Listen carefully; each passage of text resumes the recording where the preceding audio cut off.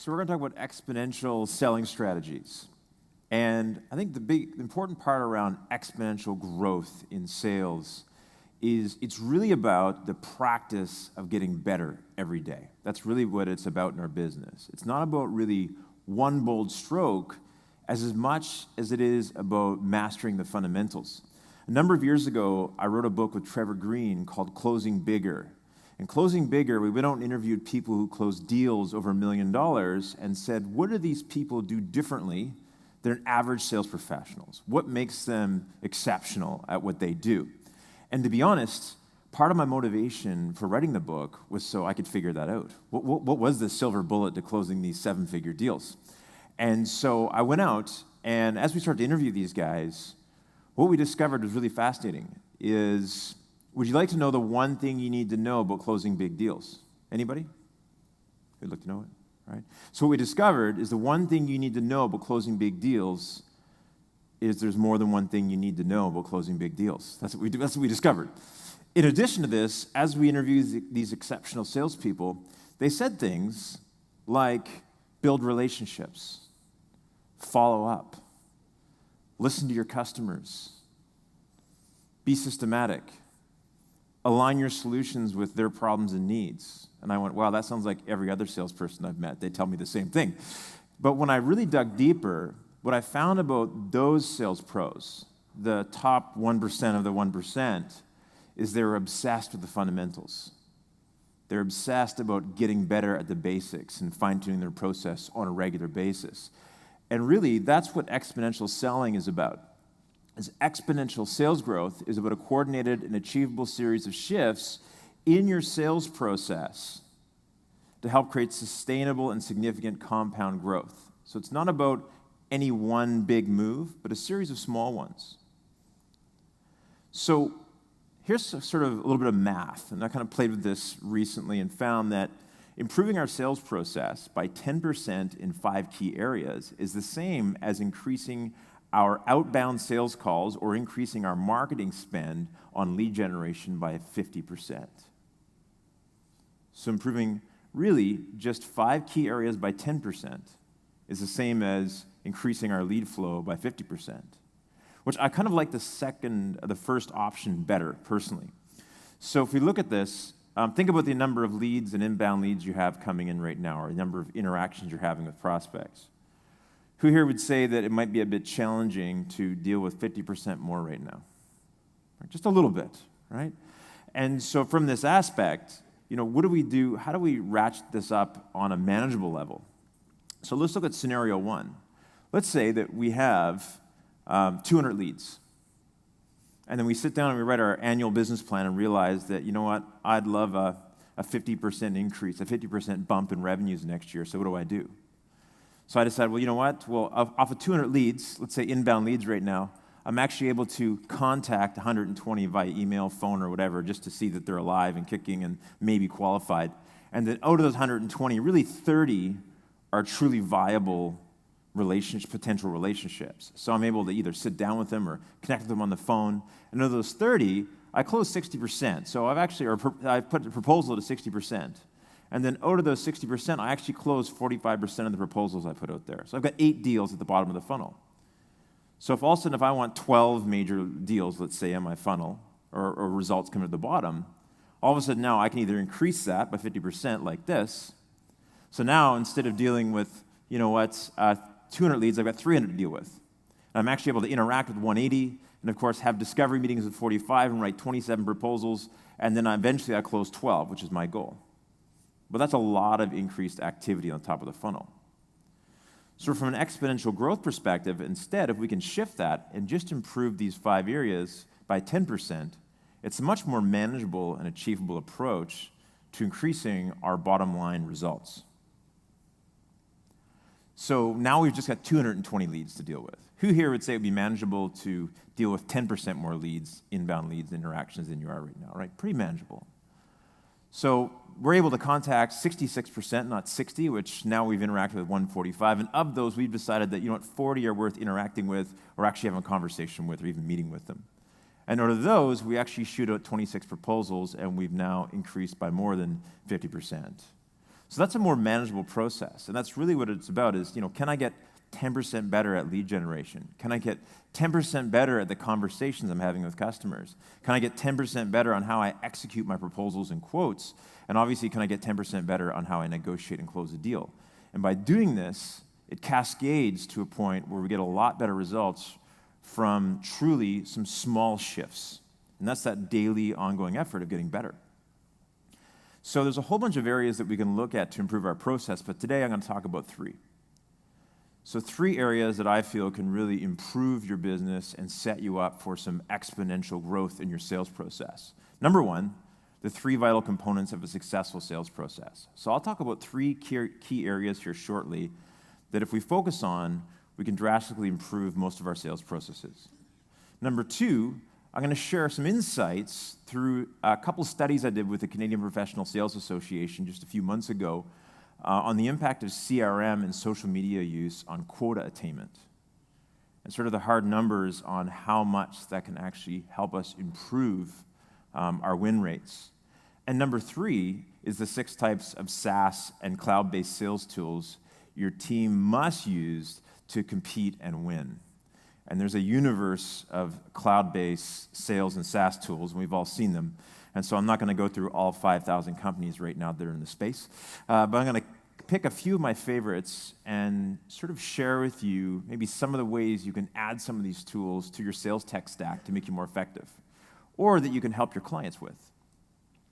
So here's something interesting, and this is from a client of mine, an automotive client actually, and we're talking about sales process. And we were talking to some of his team, and one of his people was talking about how to control the conversation. And this guy's been in the automotive business for 20 years, very successful, and really well-known and trusted in the community. And he stopped his sales rep, and he said, look, it's not about controlling the customer. So in fact, none of us can control the customer, but we can control the process. You can control the steps that we move through in many cases, and you can control what you can do. He says, but you'll never know if that customer is going to walk in the front door and decide that they don't want to talk and look at that vehicle. They want to talk to your finance manager. Or they decide they refuse to book an appointment. They want a price on the phone. Or they don't show up the day they said they were going to do. They show up the next day when you're in the middle of something else. They're going to do this. But what's interesting in that business is, and I looked at that particular dealership, is for salespeople who didn't follow the sales process, on 100 leads that came in, they'd convert about 8 on average. Those that followed the process, even the ones that followed it a little bit mechanically, and maybe they weren't as charismatic as the other guys, closed on average 12 out of 100. Okay, so 50% higher result just by following a process. And that's the key factor here, is that we can't control what our customers are going to do, but we can at least follow a process that can drive a predictable result on average over time. So here's some interesting stats on sales process return on investment. And this comes from the Harvard Business Review, and this study was actually done in January of 2015. And what they found was that sales forces were most effective at managing their sales pipelines if they had invested time in defining a credible, formalized sales process. And actually, there's a distinction here that's not in the quote, but was really important, is part of that effectiveness is that the sales leaders are coaching their people to that process.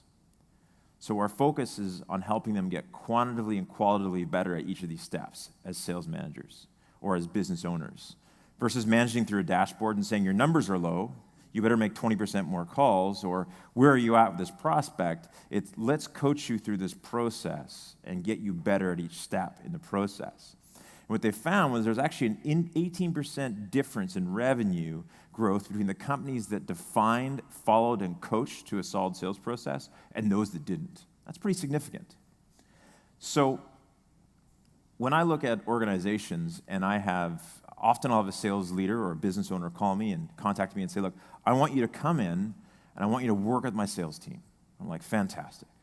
I'm like, what's sort of brought this on? And often I'll hear, well, I want my people to close more. That's what I'll hear. Who's heard that before from somebody else? Hey, you need to close more. Anybody ever got that speech, right? You need to close more deals? And so we've all heard this at some point. And what's interesting is I find that's like an Olympic, maybe a coach from an Olympic team coming to me saying, look, I've got this Olympic team, and I want you to help me make them gold more. That's the problem. They're not golding enough. They're not getting enough golds. And I think at the end of the day, that's the prize, closing the deal or the gold. But what leads to that success is all the processes, disciplines, and coaching that we do leading up to it. And so what I do in an organization is the first three things I look at, I'm going to share with them here in a moment, these are the key three things I look at when I look at someone's sales process and to say, do they have this locked down and how can they improve?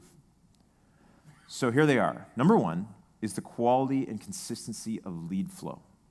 So have I almost forensically identified who my core target markets are, plural. And I believe that beyond just, when Jay Levinson and I wrote our book, Guerrilla Social Media Marketing, we didn't just talk about a niche in the marketplace. We actually talked about what we called nano tribes, which were smaller segments within your niche. So versus just understanding, let's say, business owners, I might even segment out women business owners, for instance, business owners of service businesses, and really, really even deeper, the number of people in that organization, where they're located, their stage of business growth, and really drill down and understand who's the 20% who's going to give me 80% of my results, and are they well-defined and set up in my CRM that way? And so what I find is many organizations are really ambiguous about who their ideal client is. And so when your whole world looks like a prospect, your marketing often doesn't hit the mark for anybody, and neither does our sales language. So being able to really focus that and then have a consistent lead flow, so understanding where you're generating those opportunities. The more focused we get with our definition, often the easier it is to build a solid prospecting and lead generation program. So that's the first thing I look at. The second one I look at is the quality and depth of conversations. What quality and depth of conversations and how many conversations am I having with my ideal clients? And so what I find interesting is that most sales professionals and business owners are really excited about their product. And if you ask them about their product or the solution, they can tell you all the amazing things about it, all the things it does. But in most cases, the conversation is focused on the solution versus a better future state for that particular prospective customers. John Ferreira, who's the founder of Nimble CRM, one of my favorite quotes from John is that people don't buy products and services, they actually buy a better future state of themselves or their business. And so in our quality and depth of conversations is where we identify what that is. And I think in many cases, we spend too much time talking about what we can do versus listening. And I'll spend a bit more time talking about this, but how do we develop a process, not just a principle like, hey, you need to listen to your customers more, but a systematic process to do that.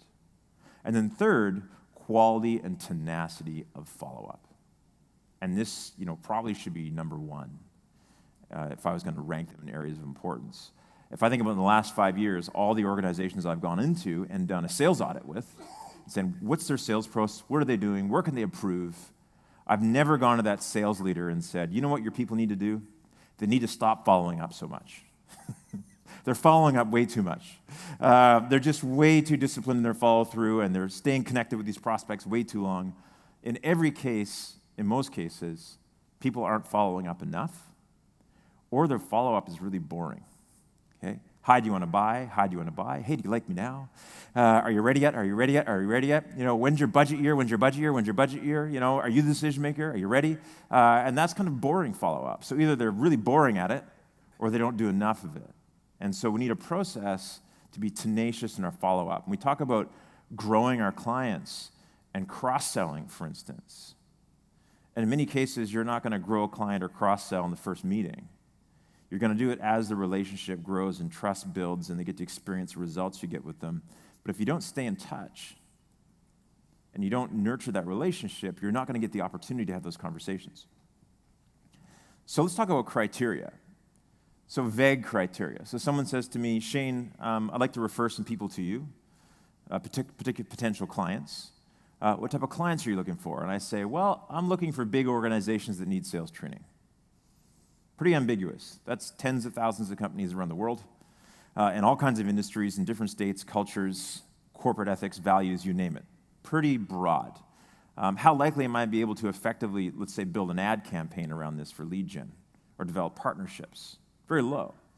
But let's look at a different example around specific criteria. So someone says, what type of clients are you looking for? This is what I'm looking for. I'm actually looking for SaaS companies with 20-plus salespeople in Vancouver, Toronto, Edmonton, or Calgary, 20 million-plus revenues per year, sells B2B solutions and products, is growing or in transition, and where I have direct access to decision makers. Who would say that's a bit more focused, right? Right? Anybody have a company that popped into mind as I went through this list? I was hoping you did. I was looking for some leads, but that's okay. So this is an example. So this goes from 10,000 potential companies to probably 200 and allows me to